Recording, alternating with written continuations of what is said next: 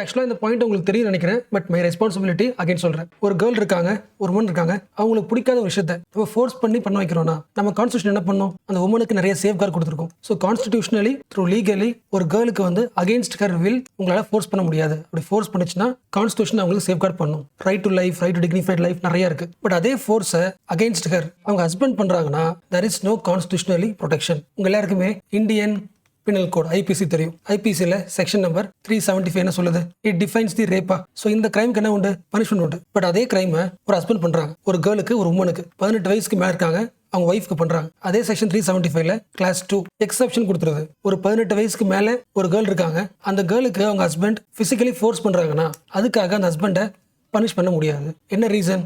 Already அந்த woman என்ன பண்ணிட்டாங்க? அந்த ஹஸ்பண்டை மேரேஜ் பண்ணிட்டாங்க. What is marriage?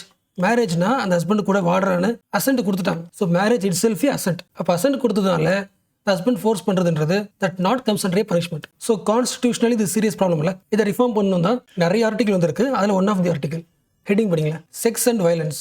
Marriage should not provide immunity for sexual violence. So first இதை பற்றி இப்போ பேசுகிறாங்க. சத்தீஸ்கரோட ஹைகோர்ட் ஒரு 40 இயர் ஓல்டு மேன் அவங்க ஒய்ஃபை ஃபோர்ஸ் பண்ணி அந்த உமன் இறந்து போயிட்டாங்க. அப்போ யார் மேலே தப்பு? இவர் மேலே தப்பு. அப்படி யார் சொல்லியிருக்கா? லோவர் கோர்ட், செஷன் கோர்ட் தீர்ப்பு கொடுத்துருச்சு. 10 இயர்ஸ் ஜெயில் கொடுத்துருச்சு. அப்பீலுக்கு போறாங்க ஹைகோர்ட்டுக்கு. ஹைகோர்ட் என்ன பண்ணிடுச்சு? அந்த தீர்ப்பு மாத்திருச்சு. இவர் பண்ண தப்பா இருந்திருக்கலாம், பட் கான்ஸ்டியூஷன் படி ஒரு ஹஸ்பண்ட் வந்து ஒய்ஃபை ஃபோர்ஸ் பண்றது இல்லீகல்னு நம்ம லா புக்ல இல்லை. அதனால அந்த பனிஷ்மெண்ட்டை தூக்கிடுறாங்க. அப்போ இப்போ வரைக்குமே கோர்ட் இஸ் பிலீவிங் மேரேஜ் பண்ணிக்கிட்டாலே ஆட்டோமேட்டிக்லி இட் மீன்ஸ் கன்சர்ன் கொடுத்த மாதிரி தான் அப்படின்னு ஹைகோர்ட்டு பேக்வேர்டில் திங்க் பண்ணிட்டு இருக்கு. பட் இது அன்ஃபேர் நமக்கு தெரியும் தானே. நிறைய ஆங்கிள் சொல்லலாம். ஒரு உமனுக்கு மேரேஜ் ஆயிருந்தாலும் மேரேஜ் ஆகுறதுனால மட்டும் அந்த உமனுக்கு அவங்க பாடி மேல என்ன போகாது? ரைட்ஸ் போகாது. The woman has right to say no even to her husband. So marriage இன்ஸ்டிடியூஷனுக்குள்ளேயும் ஒரு ஃபோர்ஸ் வந்துச்சுன்னா it is also the force. So force is force even within the marriage or outside the marriage. ஆக்சுவலாக இந்த issue வந்து supreme கோர்ட்லேயே hearing நடந்துச்சு. But supreme court என்ன சொல்லிச்சுன்னா ரொம்ப சிம்பிளா, இந்த லாவை திருத்துறது, லாவை சேஞ்ச் பண்றது எல்லாமே பார்லிமெண்டோட வேலை, ஜுடிஷியரிக்கு வேலை கிடையாது சொல்லிட்டு இந்த கேஸ்ல இருந்து வெளியே வந்துருச்சு. ஸோ பார்லிமெண்ட்ல லாவை திருத்த வேண்டியது யாரு? கவர்மெண்ட். கவர்மெண்ட் என்ன பாயிண்ட் சொல்லியிருக்கு? ஹஸ்பண்ட் ஒய்ஃப்குள்ள ஒரு ஹஸ்பண்ட் ஃபோர்ஸ் பண்றாங்க, அதுக்காக கேஸ் தர்றது. இது பிராக்டிக்கலா பாத்தீங்கன்னா மேரேஜ் இன்ஸ்டிடியூஷன் வீக் ஆயிடும். This will undermine the institution of marriage. இந்த ஸ்டேட்மெண்ட்டை சொல்லிட்டு வித்ட்ரா பண்ணிட்டாங்க. அடுத்த பாயிண்ட், மெரிட்டல் ரேப் பத்தி பேச வேண்டியது இப்போ அவசியமா அப்படின்னு கேட்டா, ஒரு 100 உமன் மேரேஜ் பண்ணிக்கிறாங்கன்னா அதுல 32% in married women have facing the spousal violence, பிசிக்கலா, செக்ஷுவலா, எமோஷனலா.